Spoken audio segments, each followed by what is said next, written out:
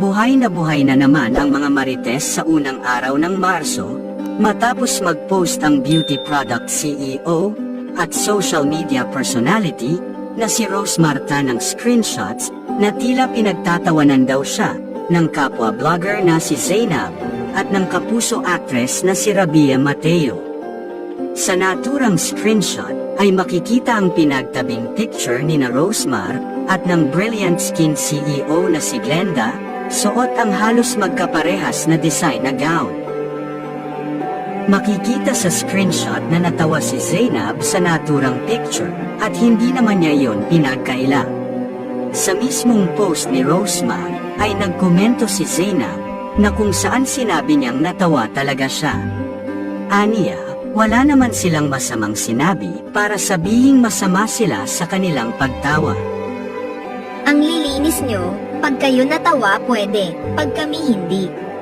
Nung kami yung tumawa, masama agad, pero sa dami ng naghaharya, palagi sa'yo unbothered ka. Awit haha, tinatanggalan nyo na ba talaga kami, ng karapatan matawa? Di naman tayo friends, or magkakilala personality. At isa pa, sinong di matatawa, obvious naman talagang ginaya. May masama bang nasabi dyan, para masabi nyong masama kami agad? Sa totoo lang, tayo mga bae, huwag kayo nagagalit. Di ako nagagalit pag ako yung pinagtatawanan nyo, kaya kalma.